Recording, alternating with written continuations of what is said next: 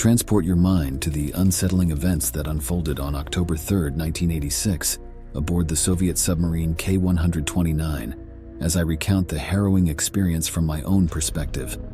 The vast expanse of the Atlantic Ocean stretched before us as our submarine K-129 patrolled the murky depths, approximately 1,100 kilometers, 700 miles, northeast of Bermuda.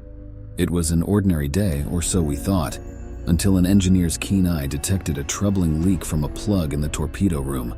Swiftly, we sprang into action, attempting to halt the intrusion of water before it consumed us. As panic gripped our hearts, the situation escalated rapidly. Despite our frantic efforts, the influx of water persisted, threatening to swallow us whole. The tension reached its breaking point when a torpedo casing split open, unleashing a devastating explosion. In its wake, 3 of our comrades were lost, their lives extinguished in an instant. The force of the blast unleashed an overwhelming flood, casting a shadow of doom upon our once proud vessel. Determined to save what remained of our crew, one brave soul volunteered to make the ultimate sacrifice. With unwavering courage, he traversed the treacherous corridors, venturing into the perilous nuclear compartment to shut down the engine. Through his selfless act, we regained a glimmer of hope, enabling us to surface and face the unforgiving elements that awaited us above. Yet, as the captain cautiously opened the hatch, a sight both puzzling and disconcerting greeted our weary eyes. Along the side of the submarine, 2 long scratch marks marred the once smooth exterior. The chilling revelation sent a shiver down our spines, for there was no evidence of a collision with any external object during our tumultuous journey. The Soviet Navy, suspecting foul play, pointed an accusatory finger towards the nearby American submarine, the USS Augusta. However, the U.S. Navy, even to this day, staunchly denies any involvement in the incident, vehemently refuting the accusations. Years later, in 2010, Soviet Captain Nikolai Tushin shed new light on the perplexing encounter. In an interview, he shared his belief that it was not an American vessel that collided with K-219, but rather an enigmatic and unidentified underwater object known as a quacker. This mysterious entity earned its peculiar name due to the distinct sound it emitted, a bizarre combination of a duck's quack and a frog's croak. The emergence of these peculiar sounds had piqued the curiosity of sonar operators during the height of the Cold War, a time marked by significant advancements in sonar technology. If Captain Tushin's account is to be believed, then it is a chilling thought indeed that a quacker lurking in the depths may have been responsible for our devastating encounter. It lingers as a foreboding presence, a creature unseen and yet hauntingly real, capable of revisiting the watery grave where K-219 now rests. As I recount this tale, my mind drifts to the unnerving possibilities that lie hidden beneath the ocean's surface. The truth, forever veiled in uncertainty, lingers in the depths of the sea where K-219 remains an enduring enigma. Whether the cause was a clandestine attack or the intervention of an otherworldly presence, one thing remains certain. The mysteries of the deep persist, quietly awaiting the day when they will be unraveled and laid bare for all to behold. The date was October 24th, 1943, a day that will forever haunt my memories. I find myself trembling as I recount the chilling events that unfolded aboard U-505. It was a day filled with fear, death, and unspeakable horrors. In the depth of that darkened submarine, I bore witness to a shocking act that will forever be etched into the annals of history. I was just an ordinary crewman, insignificant in the grand scheme of things. Peter Zizek, our commander, was a man of great determination and leadership. However, his demons had begun to consume him, gnawing away at his sanity with each passing day. On that fateful day, as the British destroyers mercilessly bombarded us with depth charges, we stood on the precipice of doom. The deafening explosions reverberated through the vessel, threatening to tear it apart.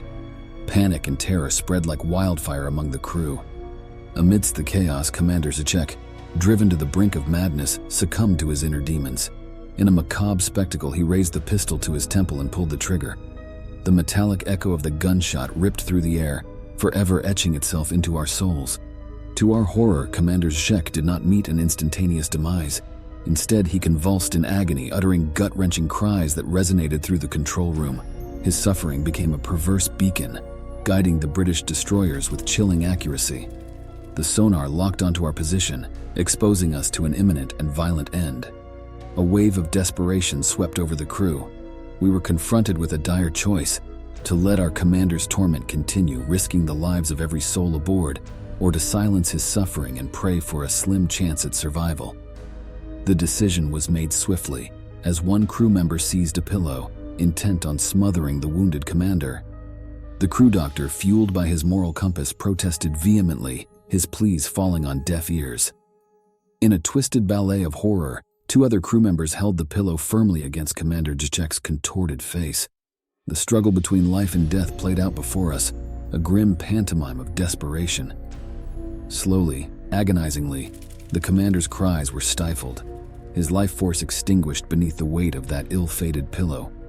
In the aftermath, a solemn stillness engulfed the submarine. Commander Jacek's second-in-command, burdened by the weight of his newfound responsibilities, rose to the occasion. With resolute determination, he rallied the shattered remnants of our crew, guiding us through the relentless assault. Miraculously, despite the horrors we had endured, every surviving member emerged from that dark abyss. The logbook, that silent witness to our harrowing journey, captured the somber truth of that day. Its stark entry, scrawled in terse words, reverberated with finality: Commandant Tot, commanding officer dead. Those 2 haunting words encapsulated the unimaginable sacrifice that had unfolded within the confines of U-505. Years have passed since that harrowing day, yet the chilling memory remains seared into my consciousness. The price we paid for survival was steep, a testament to the horrors of war and the fragility of the human spirit. As I pen this account, I pray that our sacrifice, Commander Jacek's sacrifice, will never be forgotten. May it serve as a stark reminder of the depths humanity can descend into when pushed to the brink, and the unwavering resilience that can emerge from the shadows of despair. I still shudder when I recall that haunting day, April 30th, 1918, aboard the German U-boat UB-85. Surrendering was our only option as the submarine succumbed to the unforgiving depths. Yet, it was the chilling account of our commanding officer, Captain Krek, that left an indelible mark on my soul. As the chaos of our sinking vessel enveloped us, Captain Krek shared a tale that defied reason and sent shivers down our spines. He spoke of the previous night, when UB-85 glided upon the surface, and from the inky abyss, an abomination emerged. A creature, beyond comprehension, crashed upon our deck, its weight threatening to drag us into the depths. Its eyes, he described, were set within a bony, horned visage. In a state of terror, we unleashed a barrage of gunfire, our sidearms biting into the creature's hide. The shots weakened its grasp, and finally the monstrous entity released its hold on our vessel. However, the damage inflicted upon our deck was irreparable, rendering UB-85 unable to submerge beneath the waves. For decades, the mystery of that night lingered in the depths, until the year 2016, when the wreckage of UB-85 was discovered. Once again, the enigma of our encounter resurfaced, reigniting debates about the truth behind Captain Krek's tale. Was it truly a sea monster that sealed our fate, or was there a more rational explanation? Intriguingly, historians stumbled upon an interview with a fellow crew member whose words shed light on the incident. It appeared that Captain Krek had authorized the installation of a heater in the officers' quarters, a decision that proved ill-fated. The cables supporting the heater were routed through a vulnerable watertight hatch, putting our vessel at risk of flooding. With this revelation, doubts cast a shadow over the veracity of Captain Krek's account. Perhaps his fantastical narrative of a sea monster gripping our fate was nothing more than an elaborate attempt to absolve himself of his own misjudgment. The idea of a kraken-like creature terrorizing UB-85 was dismissed by skeptics who sought more logical explanations rooted in human error. Yet, even in the face of reason, I cannot shake the lingering sense of awe and wonder. Deep down, a part of me yearns to believe that we truly encountered a monstrous being. The allure of such tales, the clash between the known and the unknown, ignites our imagination and fuels our curiosity. As I reflect on our fateful voyage, the truth remains elusive, buried beneath the waves and lost to the passage of time.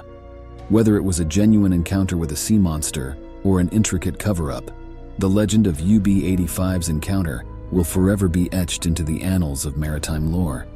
It will continue to captivate the hearts and minds of those who dare to explore the mysteries of the deep, leaving us with a sense of both trepidation and fascination for generations to come. As I prepare to share the bone-chilling tale that unfolded beneath the waves, transport yourself back to the year 2000. Imagine, if you will, being a diver tasked with a harrowing mission to retrieve the Confederate submarine H.L. Hunley from the depths. This vessel, renowned as the first combat submarine to sink an enemy warship, vanished without a trace on that fateful day, February 17, 1864, after successfully claiming the USS Housatonic as its victim. Descending into the murky depths, anticipation and trepidation course through my veins. The cold embrace of the water envelops me as I approach the enigmatic craft. As I catch my first glimpse inside, a sense of profound unease takes hold. There before me are 8 skeletons, each positioned at their respective submarine stations. The eerie sight is enough to send a chill down the stoutest spine. What could have compelled these men to remain fixed in their posts, unmoved and undisturbed by the cataclysmic sinking of their vessel?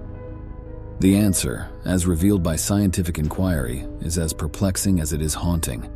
The H.L. Hunley met its tragic fate due to the detonation of its own torpedo. In a daring act of bravery, the submarine rammed the Housatonic, triggering an explosion that sent shockwaves through the vessel. The concussive force rendered the crew unconscious, leaving them unable to respond or take any action. And so they remained frozen in time, forever encapsulated within the confines of their stations. For 136 years their presence went undetected, a haunting secret hidden beneath the sea. It was only in the year 2000 that we, the modern explorers, uncovered the truth buried within the depths. The H.L. Hunley, resting approximately 300 meters, 1,000 feet, away from the wreck of the Housatonic, held within its confines the stark reminder of a tragic chapter in naval history. As I ventured deeper into the H.L. Hunley, the weight of history pressed upon me. It was as if the remnants of those brave souls silently beseeched us to understand their sacrifice and the price they paid in their valiant attempt to secure victory. The preservation of their remains, frozen in a macabre tableau of action, stood as a testament to their unwavering dedication and unwavering loyalty. The underwater world, with its solemn silence, became a sepulchre of tales untold and mysteries unfurled. As I gazed upon the stillness of the Hunley's interior, I couldn't help but feel an overwhelming sense of reverence and awe. It was a humbling reminder that history, even in its darkest moments, can persist through the ages, waiting patiently to be unraveled. Emerging from the depths, I carry with me the weight of the H.L. Hunley's secrets. The 8 skeletal figures forever trapped within their metallic tomb serve as a poignant reminder of the sacrifices made in the pursuit of valor and honor. They etch themselves into my memory, a haunting presence that continues to echo through time, forever preserved in that enigmatic image of unyielding devotion. May their story endure, a testament to the indomitable spirit of those who dare to venture into the unknown, and a solemn reminder of the depths of courage and sacrifice that reside within the hearts of men. That's all we got from today's stories. Let me know what you thought of each individual story. Thanks for watching, and be sure to like and subscribe because you would not want to miss the next story the Haunted Sketchbook got in store for you.